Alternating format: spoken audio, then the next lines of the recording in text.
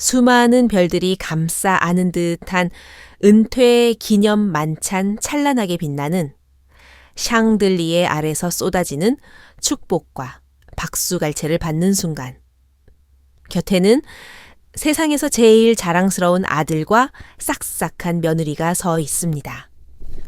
이는 평생을 치열하게 살아온 한 사람에게 주어지는 가장 완벽한 피날레일 것입니다.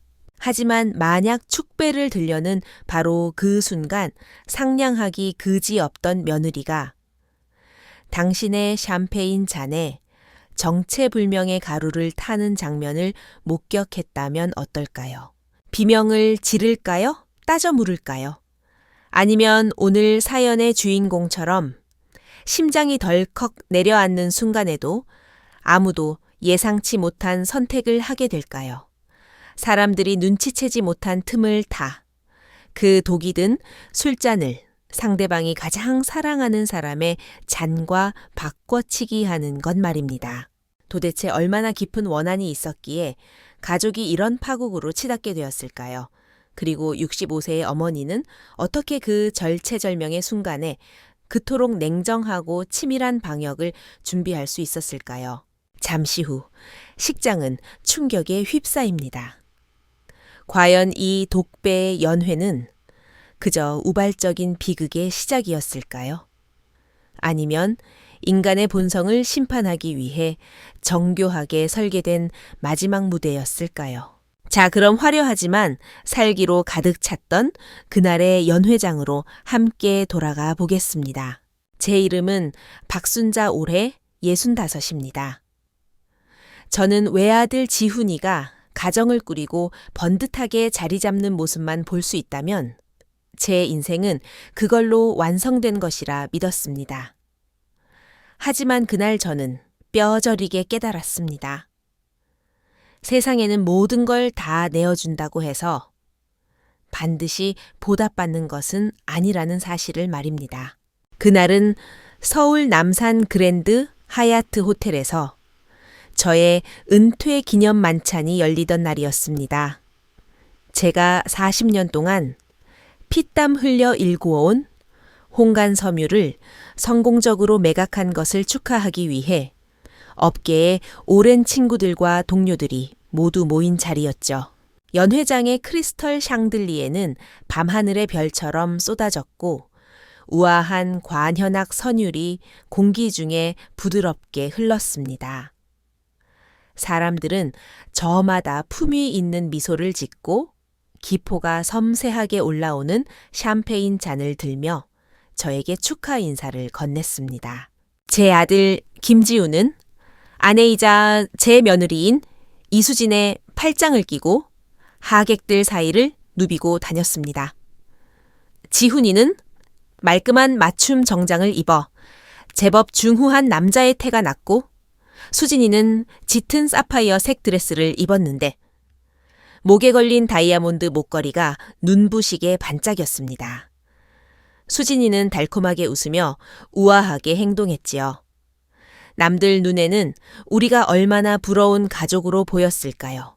저는 잔을 들고 오랜 거래처 사장님과 담소를 나누고 있었습니다. 그러다 곁눈질로 무심코 샴페인 타워 쪽을 바라보게 되었지요. 바로 그 찰나였습니다. 저는 똑똑히 보았습니다. 며느리 수진이가 주위 사람들이 보지 않는 틈을 타 긴장된 표정으로 주위를 살피더니 클러치 백에서 안약병처럼 생긴 아주 작은 병을 꺼내는 것을요. 그 아이의 동작은 빨랐습니다. 망설임도 없이 병에 든 하얀 가루를 샴페인 잔 중 하나에 털어 넣더군요. 그 샴페인 잔이 어떤 잔인지 저는 단박에 알 수 있었습니다. 잔의 다리 부분에 아주 미세한 거의 보이지 않는 흠집이 있는 잔이었으니까요. 제 손이 작은 편이라 그 흠집에 손가락을 걸면 잔을 더 안정적으로 잡을 수 있어서 제가 수년 동안 써오던 전용 잔이었습니다. 그 사실은 오직 가족들만 알고 있었지요. 그 순간 공기가 얼어붙는 것 같았습니다. 귓가에 들리던 음악 소리와 웃음소리가 순식간에 아득하게 멀어졌습니다. 마치 불투명 유리 벽 너머의 소리처럼요. 심장은 오히려 기이할 정도로 차분하게 가라앉았고 발바닥에서부터 뼛속까지 시린 냉기가 척추를 타고 올라왔습니다. 저는 수진이가 아무 일 없었다는 듯 머리카락을 정리하고 그 약을 탄 술잔을 들고 완벽한 미소를 지으며 제게 다가오는 모습을 지켜보았습니다. 발걸음이 고양이처럼 가볍더군요. 어머니, 그동안 정말 고생 많으셨어요. 이제 푹 쉬실 때도 됐잖아요. 목소리는 꿀처럼 달콤했습니다. 지훈 씨랑 제가 건배 제의할게요. 어머니의 건강하고 행복한 은퇴 생활을 위하여 저는 그 잔을 받아 들었습니다. 크리스털 잔은 차가웠지만 지금 제 심장만큼 차갑지는 않았습니다. 손에 든 잔이 청은망은 무겁게 느껴졌습니다. 저는 미소를 지으며 고개를 끄덕였습니다. 고맙다, 수진아. 너랑 지훈이 마음 씀씀이가 참 고맙구나. 그 후 몇 분간 저는 평소와 다름없이 행동했습니다. 친구들과 인사를 나누고 칭찬을 들으며 얼굴에 띈 미소에는 한 치의 균열도 없었습니다. 하지만 제 온 신경은 오직 제 손에 들린 술잔과 저만 치서 다른 부인들과 이야기를 나누고 있는 사돈 어른, 즉 수진이의 친정 엄맥에 쏠려 있었습니다. 오늘 붉은색 개량 한복을 입고 온 사돈 어른은 본래 성격이 좀 둔하고 사교적이지 못해 빈손으로 어색하게 서 계셨습니다. 기회가 왔습니다. 저는 다른 테이블로 이동하는 척하며 자연스럽게 사돈 어른 곁을 지나갔습니다. 제 핸드백이 실수인 척 사돈의 몸을 스쳤고 저는 어머나 하며 몸을 숙여 사람들의 시선을 가렸습니다. 그 짧은 1초. 저는 제 손에 들린 독배와 방금 제가 사돈 어른의 핸드백 옆 테이블에 슬쩍 놓아두었던 똑같이 생긴 샴페인 잔을 감쪽같이 바꿔치기 했습니다. 2초도 걸리지 않았습니다. 소리도 나지 않았죠. 저는 다시 몸을 일으키며 사돈 어른께 미소를 지었고 사돈은 수줍게 마주 웃어주셨습니다. 그리고는 자연스럽게 당신 앞에 놓인 가장 가까운 잔을 집어 드셨습니다. 원래 저를 위해 준비된 그 잔을 말입니다. 저는 계속 앞으로 걸어가며 속으로 시간을 셌습니다. 1분, 2분.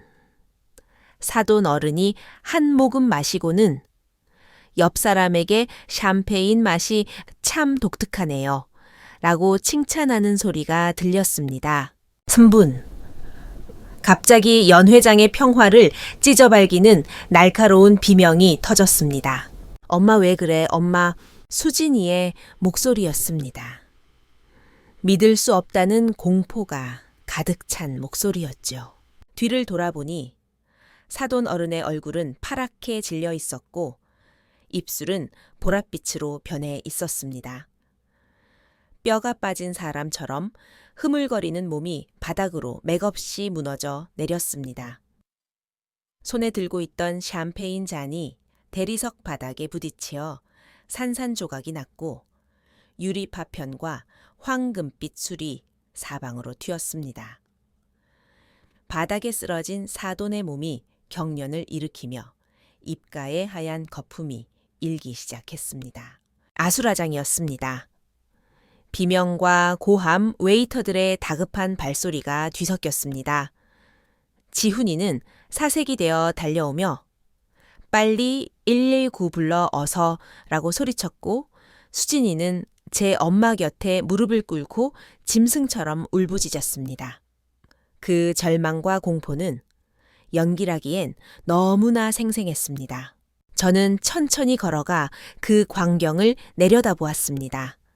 아비규환 속에서도 제 머릿속은 소름 끼칠 정도로 맑았습니다. 슬픔으로 일그러진 수진이의 얼굴 충격으로 눈이 뒤집힌 지훈이를 보며 분노도 증오도 아닌 깊은 비애만이 느껴졌습니다. 구급차, 사이렌 소리가 멀리서 들려왔습니다.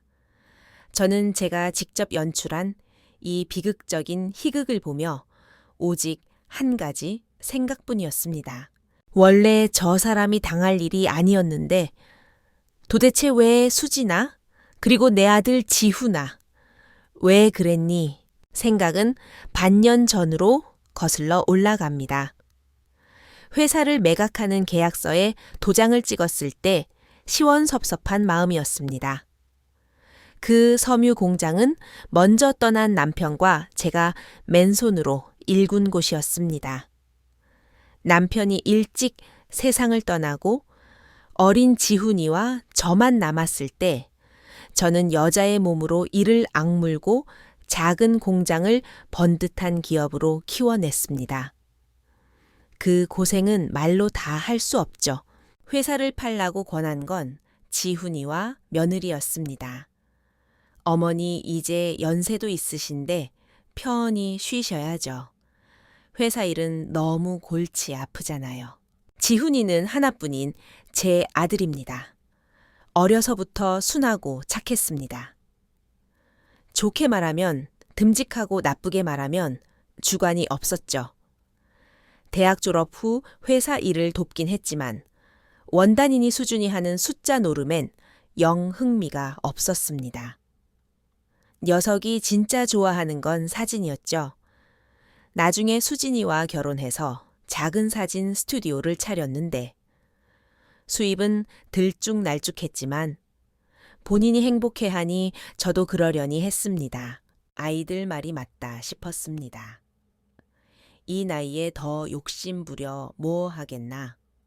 회사를 정리해 안정적인 노후 자금을 만들고 손녀 재롱이나 보며 사는 게 최고의 말년이지 싶었죠. 처음엔 좋았습니다. 아침엔 공원을 산책하고 오후엔 화초를 가꾸고 친구들과 차도 마셨습니다. 지훈이 부부는 주말마다 손녀 민지를 데리고 제가 사는 평창동 집으로 왔습니다.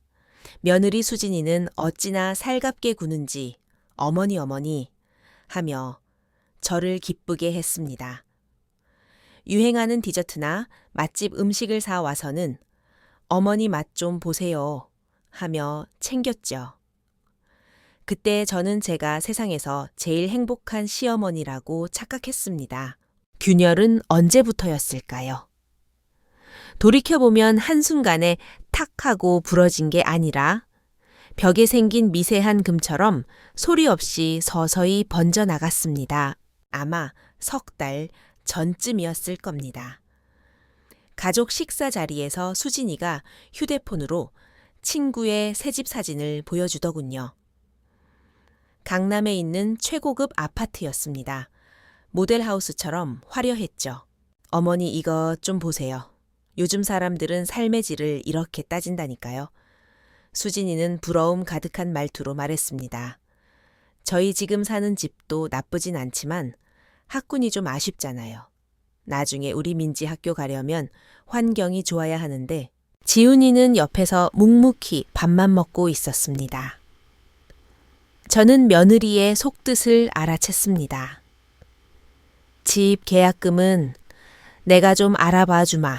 수진이의 얼굴이 꽃처럼 활짝 피어났습니다. 제 팔짱을 끼며 역시 어머니밖에 없어요. 어머니 최고라고 했죠. 저는 그들에게 꽤 큰 돈을 주었습니다. 그 고급 아파트 계약금을 치르고도 남을 돈이었죠. 손녀의 미래를 위해서라고 할머니로서 다음 세대를 위해 이 정도는 해줘야 한다고 스스로를 합리화했습니다. 얼마 지나지 않아 지훈이의 국산차가 번쩍거리는 최신형 BMW로 바뀌어 있더군요. 왜 갑자기 차를 바꿨냐고 물으니 녀석은 머쓱한 듯 머리를 긁적이며 수진이 뜻이라고 했습니다. 수진이가 웃으며 끼어들었습니다. 어머니 지훈 씨도 명색이 스튜디오 대표인데 밖에 나가서 기죽지 않으려면 차 정도는 좋은 거 타야죠. 이것도 다 사업 미천이라니까요. 햇살 아래 반짝이는 그 외제차를 보며 왠지 모를 찝찝함이 들었지만 굳이 싫은 소리는 하지 않았습니다. 다 큰 자식들 일에 이래라 저래라 간섭하면 늙으니 취급만 받을 테니까요. 결국 차값 할부금도 제가 갚아주게 되었습니다. 그 다음은 손녀의 학비였습니다. 공립유치원에 잘 다니던 아이를 굳이 학비가 비싼 국제학교로 옮기겠다고 고집을 피웠습니다. 영어 유치원부터 시작해야 나중에 유학도 가고 출발선이 달라야 이길 수 있어요, 어머니. 출발선이라는 말에 또 지갑을 열었습니다. 한 번, 두 번. 금액은 크지도 작지도 않았지만 명목은 그럴싸했습니다. 손녀를 위해서, 아들의 체면을 위해서, 그들이 말하는 삶의 질을 위해서. 저는 마치 걸어다니는 현금 인출기가 된 것 같았습니다. 그들이 입만 번긋하면 돈을 토해내는 기계 말입니다. 제 퇴직금은 뜨거운 물 아래에 놓인 얼음처럼 눈에 띄게 녹아내리고 있었습니다. 저라고 왜 느낌이 없었겠습니까? 하지만 애써 핑계를 만들어 주었습니다. 지훈이 벌이가 시원찮으니 그렇겠지. 요즘 젊은 애들 살기 힘들다는데 엄마가 좀 도와줘야지. 그러다 결정적인 순간이 왔습니다. 수진이가 친구의 한정판 명품 가방 이야기를 꺼내며 무심코 던진 말이 제 가슴에 바늘처럼 박혔습니다. 어머니 돈은 은행에 넣어둬 봤자 이자도 얼마 안 붙잖아요. 요즘 같은 시대엔 투자를 해야죠. 자식 교육에 투자하고 가족의 품위에 투자하는 게 제일 남는 장사라니까요. 그 말을 할 때 며느리의 얼굴엔 너무나 당연하다는 듯한 뻔뻔한 미소가 걸려 있었습니다. 지훈이는 옆에서 휴대폰만 들여다보고 있었죠. 그날 밤 저는 평창동 집 거실 소파에 앉아 한참을 멍하니 있었습니다. 창밖 가로등 불빛이 제 그림자를 길게 늘어뜨리고 있었죠. 수십 년을 살아온 이 집이 갑자기 너무나 크고 텅 비어 보였습니다. 어쩌면 저는 제 아들과 며느리를 한 번도 제대로 안 적이 없었는지도 모릅니다. 아니, 제 자신이 애써 외면해 왔던 거겠죠.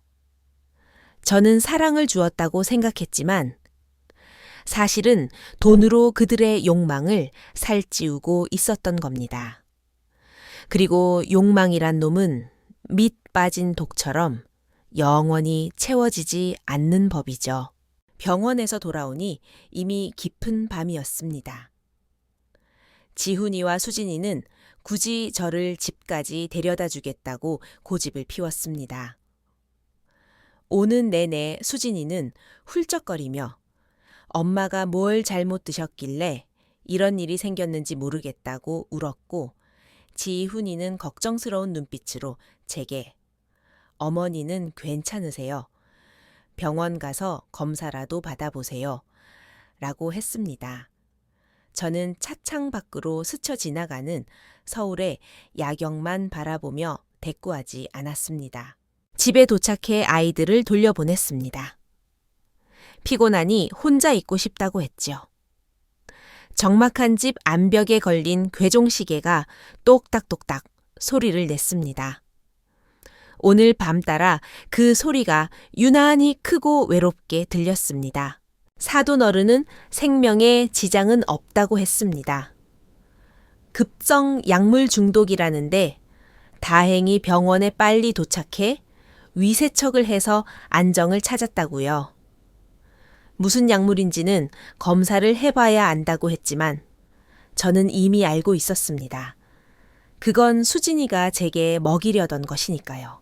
머릿속에서 필름이 돌아가듯 수진이가 하얀 가루를 타던 장면이 반복해서 재생되었습니다. 그리고 그 장면은 2달 전의 기억과 천천히 겹쳐졌습니다. 2달 전 어느 오후 지훈이가 혼자 저를 찾아왔습니다. 안절부절 못하며 뭔가 할 말이 있는 눈치였습니다. 제가 좋아하는 우전차를 우려주며 무슨 일이냐고 물었죠. 녀석은 손을 비비며 제 눈을 똑바로 쳐다보지 못했습니다. 어머니, 목소리가 기어 들어갔습니다. 저랑 수진이가 며칠 전에 새로 생긴 실버타운을 보고 왔거든요. 찻잔을 들던 제 손이 멈칫했습니다. 실버타운. 거기 시설이 정말 좋아요. 정원도 있고 수영장도 있고 의료진도 24시간 상주하고요. 거기 계신 어르신들도 다들 활기차 보이고 녀석은 마치 외워온 대사를 읊는 것처럼 급하게 말을 이었습니다. 저는 아무 말 없이 듣기만 했습니다. 저희 생각엔 어머니 혼자 이 넓은 집에 계시는 게 너무 적적하실 것 같아서요.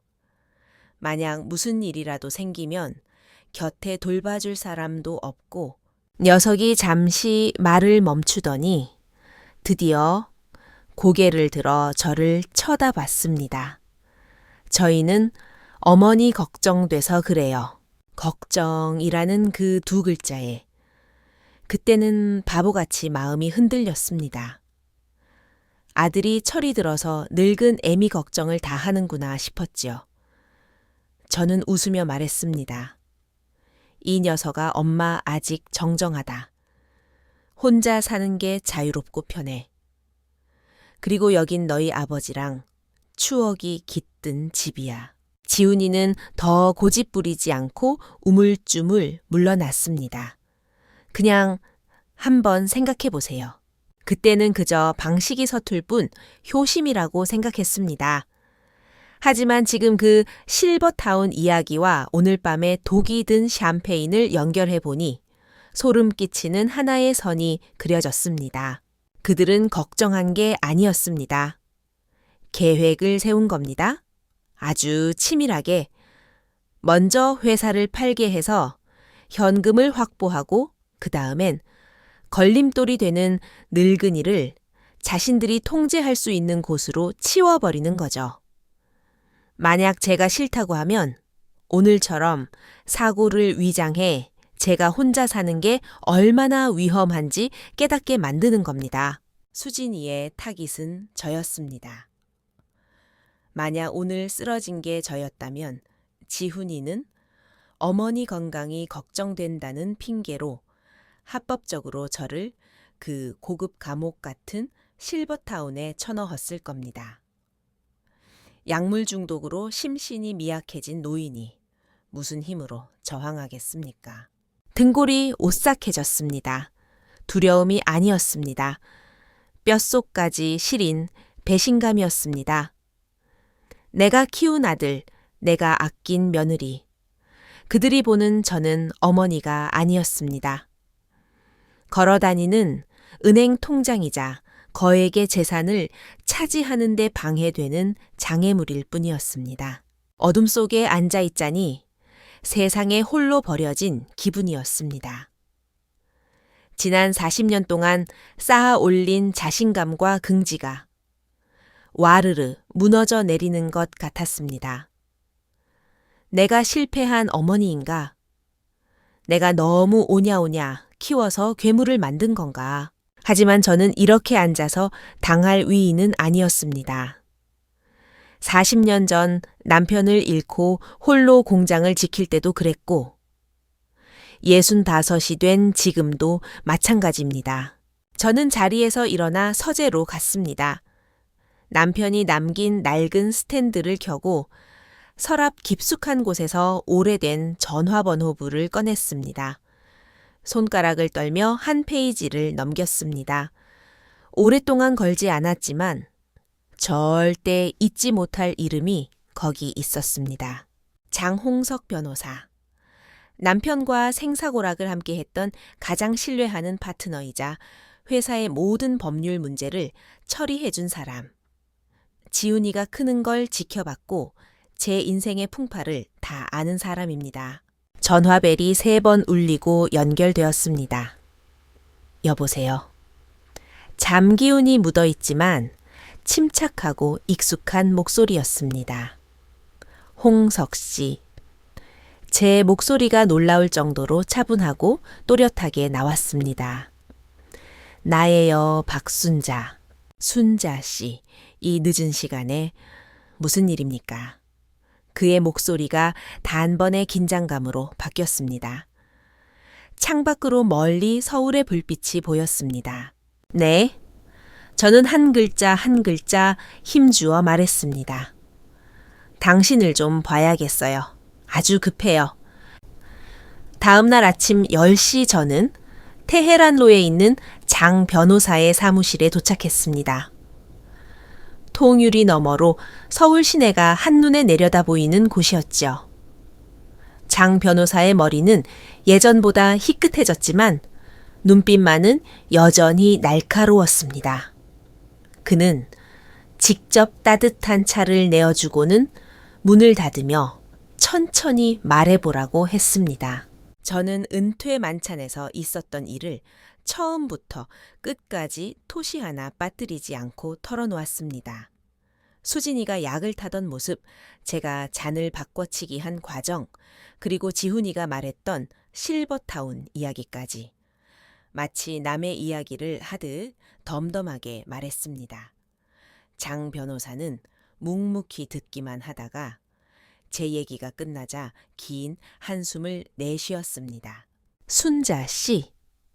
오랜 친구로서의 안타까움이 묻어나는 눈빛이었습니다. 이거 생각보다 복잡할 수 있어요.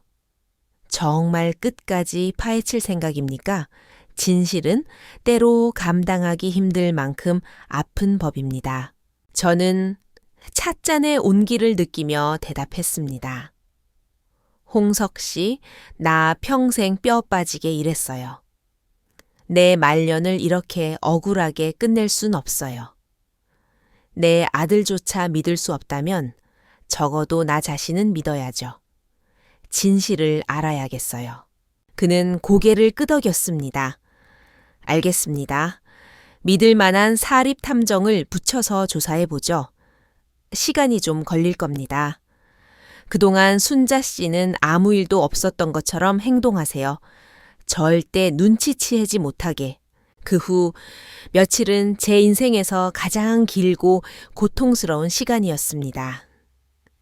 저는 장 변호사가 시킨 대로 충격을 받았지만 아무것도 모르는 척하는 노인네 연기를 했습니다. 지훈이와 수진이는 매일 전화를 걸어 안부를 물었습니다. 수진이 목소리는 여전히 상냥했습니다.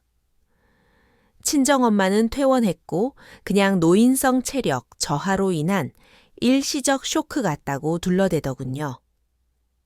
지훈이는 독거노인의 위험성을 강조하며 은근슬쩍 다시 실버타운 이야기를 꺼냈습니다. 저는 생각해 보겠다며 얼버무렸습니다. 일주일 후 장 변호사에게 연락이 왔습니다. 순자 씨 자료가 나왔습니다. 사무실로 오시죠. 심장이 덜컥 내려앉았습니다. 다시 그의 사무실에 앉았을 때 제 앞에는 아무 표시 없는 누런 서류 봉투 하나가 놓여 있었습니다. 모든 게 들어있습니다. 마음 단단히 먹으세요. 저는 떨리는 손으로 봉투를 뜯었습니다. 두툼한 보고서와 사진들. 첫 번째는 지훈이 부부의 재정 상태였습니다. 수많은 신용카드, 연체 내역 대부업체에서 빌린 고금리 사채 지훈이의 스튜디오는 이미 2년 연속 적자였고 강남 아파트 대출금과 BMW도 할부금에 허덕이고 있었습니다. 보고서에 첨부된 사진들은 수진이의 SNS 캡처본이었습니다. 명품 가방을 들고 호텔 애프터눈 테이를 즐기는 사진 파티 사진들. 그들이 말하던 삶의 질이란 결국 빚으로 쌓아 올린 모래성이었습니다. 그리고 저는 그 모래성이 무너지지 않게 받치고 있는 기둥이었고요. 마지막 장을 보았을 때 저는 숨이 멎는 것 같았습니다. 지훈이가 보낸 이메일 사본이었습니다. 수신이는 정신과 의사였죠. 제목 고령 부모의 행위, 무능력자 지적 및 재산 관리인 선임에 관한 문의. 내용은 정중했지만 소름 끼쳤습니다. 어머니가 최근 감정 기복이 심하고 기억력이 감퇴하여 비합리적인 재정 결정을 내린다며 자녀가 합법적으로 재산 관리인이 될 수 있는 방법을 묻고 있었습니다. 메일 날짜는 제가 회사를 매각한 직후였습니다. 제가 은퇴의 기쁨에 젖어 있을 때, 아들이 효자 노릇 한다고 믿고 있을 때, 내 배 아파 낳은 자식은 제 재산을 뺏을 궁리를 하고 있었던 겁니다. 종이 한 장이 천근망은 무거웠습니다. 글자 하나하나가 칼날이 되어 제 심장을 후벼 팠습니다.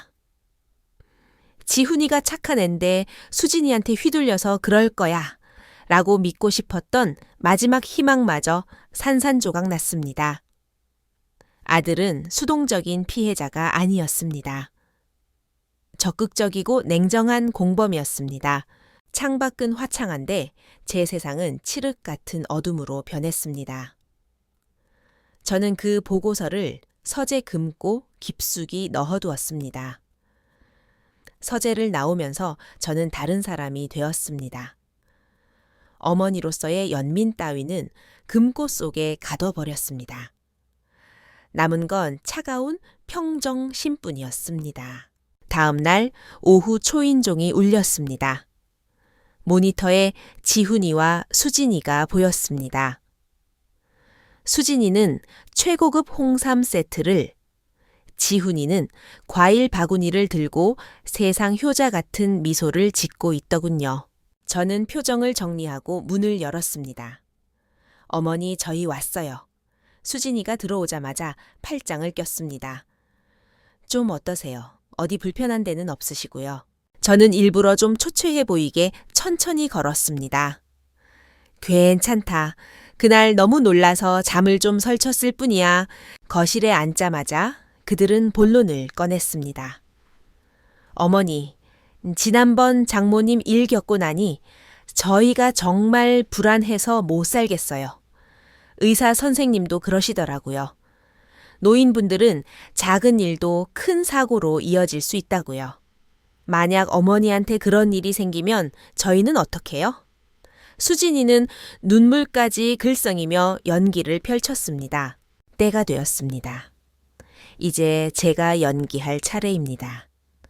저는 손수건으로 눈가를 훔치며 한숨을 쉬었습니다. 에휴, 너희 말 틀린 거 하나 없다. 나도 그날 이후로 겁이 나서 혼자 있기가 무섭구나. 늙으면 죽어야지 원, 미끼를 물었습니다. 지훈이가 냉큼 제 옆으로 와 등을 토닥였습니다. 어머니, 그런 말씀 마세요. 그래서 저희가 상의해 봤는데 저번에 말씀드린 그 실버타운 진지하게 생각해 보세요. 정말 안전하고 시설도 최고예요. 수진이도 거들었습니다. 맞아요, 어머니. 영양사가 식단도 다 관리해주고 간호사도 상주하고요. 거기 가셔야 저희가 맘 놓고 살죠. 저는 망설이는 듯한 눈빛을 보냈습니다. 그래도 정든 집을 떠나려니 제 눈은 더 이상 예전에 총기 있는 눈이 아니었습니다. 늙고 약하고 의지할 곳 없는 노인의 눈이었죠. 잠깐만 계시는 거예요. 건강 회복되시면 언제든 다시 오시면 되죠. 지훈이의 목소리는 어릴 때 제가 약 먹일 때 달래던 말투처럼 부드러웠습니다. 다시 온다고 들어가면 영영 못 나오게 할 거면서 저는 한참 침묵하다가 마지못해 고개를 끄덕였습니다. 그래, 너희 말이 맞다. 가마, 가겠어. 수진이의 입꼬리가 미세하게 올라가는 걸 놓치지 않았습니다. 그런데 그 복잡한 계약서니 뭐니 하는 것들은 난 머리 아파서 못하겠다. 눈도 침침하고. 걱정 마세요, 어머니. 저희가 다 알아서 할게요. 어머니 손과 발이 되어 드릴 테니 몸만 챙기세요. 손과 발이라. 참 듣기 좋은 말이더군요. 그들이 돌아갈 때 저는 현관에서 불러 세웠습니다. 지훈아, 수진아. 뒤돌아보는 그들에게 저는 더없이 온화한 미소를 보냈습니다. 너희 둘이 있어서 참 다행이다. 나 늙어서 이제 정신도 오락가락하는데 앞으로 집안 대소사는 너희만 믿으마. 그들 얼굴에 스치는 안도감과 묘한 승리감. 그래 이제 모든 건 너희에게 달렸다. 너희가 판 함정에 내가 제 발로 걸어 들어가 주마. 3일 뒤 지훈이와 수진이가 서류 뭉치를 들고 달려왔습니다. 일 처리하나는 빠르더군요. 어머니 여기 서류예요. 수진이가 서류를 펼쳤습니다. 실버타운 입주 계약서, 건강 진단서, 그리고 가장 밑에 있는 서류. 그리고 이거요. 재산관리 위임장이에요. 실버타운 측에서 입주자 권익 보호를 위해 받아두는 게 좋다고 해서요.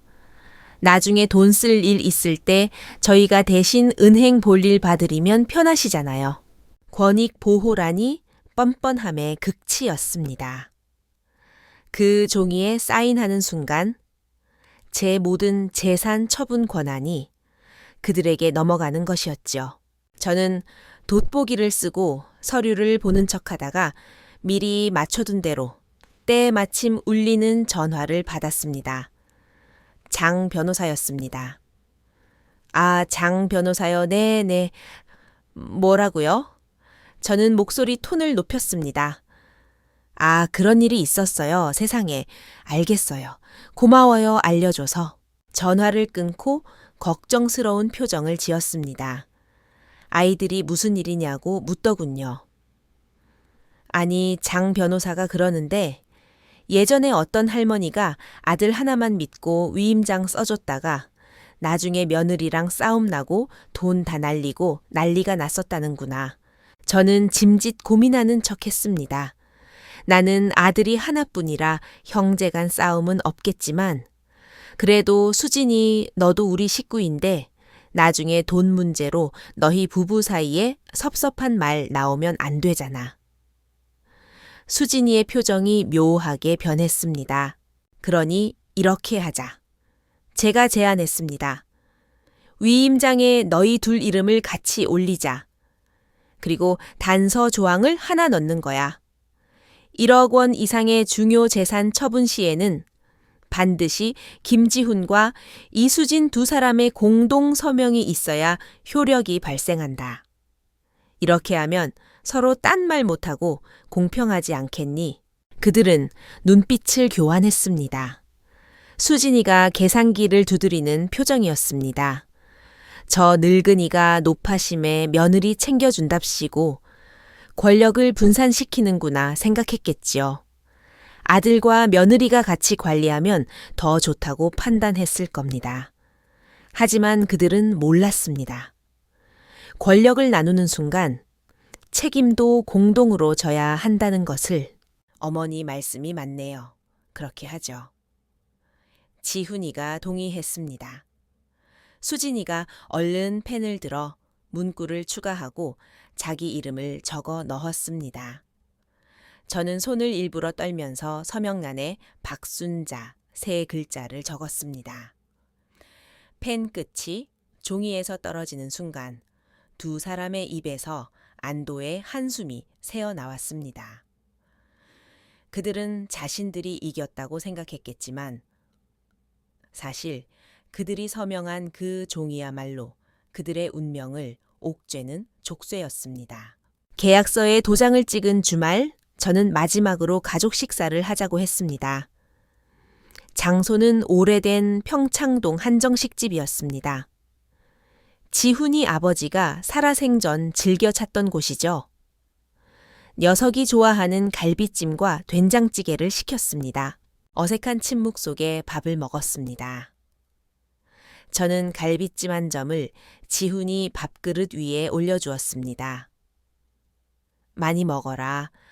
너 어릴 때 이거 하나면 밥 2공기는 뚝딱 했었는데.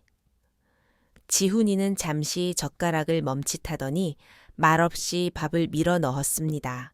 저는 손녀 민지에게 작은 벨벳 상자를 건넸습니다. 민지야, 이거 할머니 선물이다. 상자 안에는 오래된 만년필이 들어 있었습니다. 이건 네 할아버지가 쓰시던 거야. 할아버지는 글씨 쓸 때도 마음을 바르게 해야 한다고 하셨어. 우리 민지도 커서 이 펜처럼 정직하고 당당한 사람이 되어라. 알겠지. 민지는 고개를 끄덕이며 만년필을 품에 안았습니다.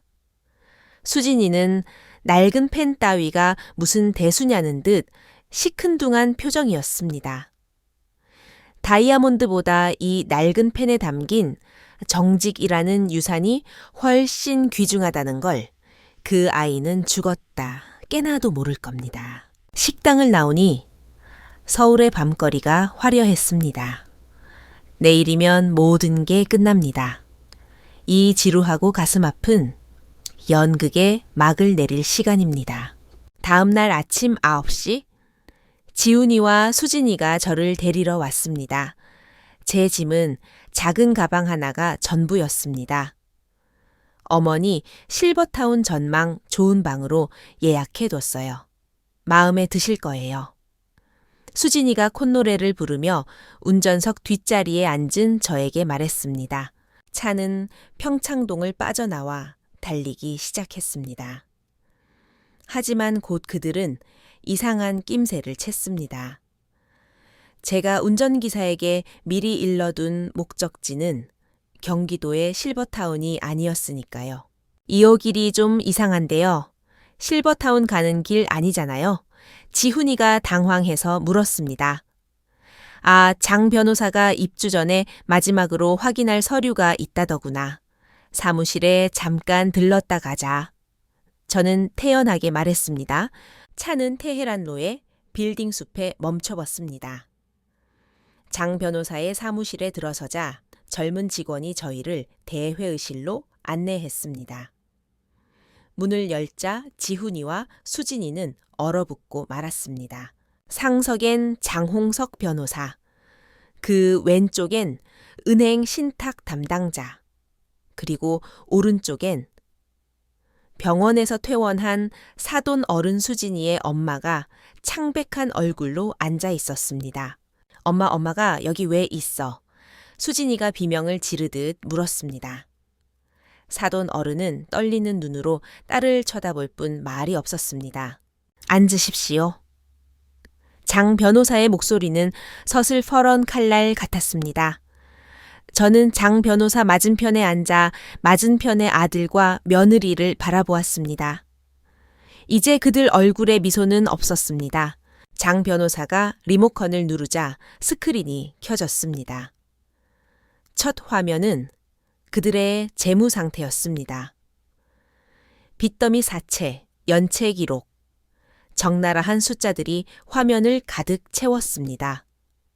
수진이는 얼굴이 백지장처럼 하얘졌고 지훈이는 고개를 들지 못했습니다. 다음 화면은 수진이의 SNS 허세 사진들, 그리고 바로 이어서 녹음 파일이 재생되었습니다. 엄마 쪽은 좀 떠봤어? 수진 목소리 얘기는 했는데 싫어하시는 눈치야. 지훈 목소리 그럴 줄 알았어? 그러니까 양동 작전을 써야 한다니까. 의사한테는 물어봤어.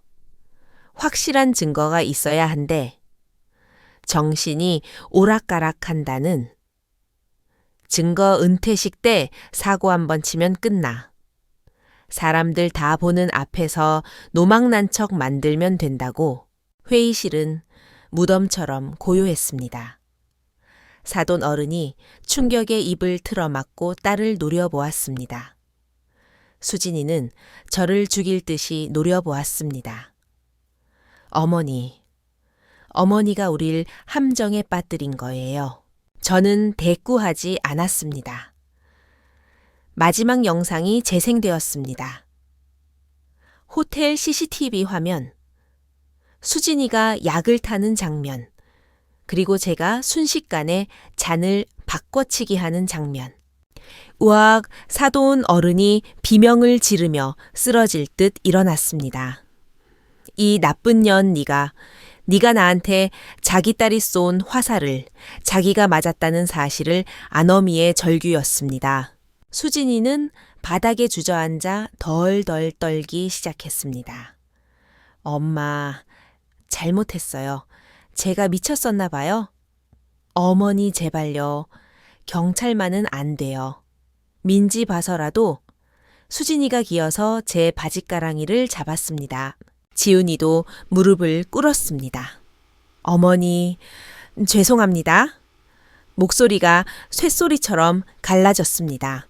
저는 차갑게 제 다리를 빼냈습니다. 경찰에는 신고하지 않는다. 집안 망신시키고 싶지 않고 민지 아빠 엄마를 전과자로 만들고 싶진 않으니까. 안도의 빛이 스치려는 찰나장 변호사가 서류 2장을 그들 앞에 던졌습니다.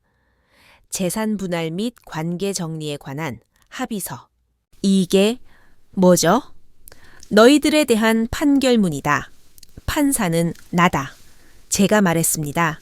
장 변호사가 내용을 읊었습니다. 첫째, 김지훈과 이수진은 박순자의 모든 재산에 대한 상속권을 영구히 포기한다. 둘째, 박순자의 전 재산은 즉시 공익 신탁으로 전환하며 손녀 김민지의 대학 졸업식까지의 학비만 지원한다. 셋째, 강남 아파트와 BMW는 3개월 내 처분하여 채무를 변제한다. 넷째, 남은 빚이나 생활비는 일절 지원하지 않는다. 다섯째, 평창동 본가 1층 게스트룸에 거주하게 해주되 시세대로 월세를 내야 한다. 어머니 저희 보고 빈털터리로 새빵살이를 하라고요. 지훈이가 울부짖었습니다. 지훈아. 저는 아들의 눈을 똑바로 쳐다봤습니다. 나는 너에게 30년 넘게 풍요를 주었다. 다 해주면 고마워할 줄 아는 남자가 될 줄 알았지. 내 착각이었다. 내가 너무 많이 줘서 너는 스스로 일어서는 법을 잊어버린 거야. 저는 펜을 던져주었습니다. 서명해라. 싫으면 이 영상 들고 경찰서로 가겠다. 지훈이는 떨리는 손으로 서명했습니다. 수진이도 울면서 이름을 적었습니다. 펜을 놓는 순간 저와 아들 사이에 정이라는 끈도 툭 끊어졌습니다. 저는 일어서서 나가는 아들의 등 뒤에 대고 마지막으로 말했습니다. 나는 너에게 생명을 주었지만 네 인생을 대신 살아줄 순 없다. 오늘부터 진짜 가장이 되어라. 그로부터 1년이 지났습니다. 평창동의 사계절은 여전히 아름답습니다. 봄엔 진달래가 피고 겨울엔 눈이 내리죠. 지훈이와 수진이는 강남집을 팔고 빚잔치를 한 뒤 제 집 1층에 새 들어 살고 있습니다.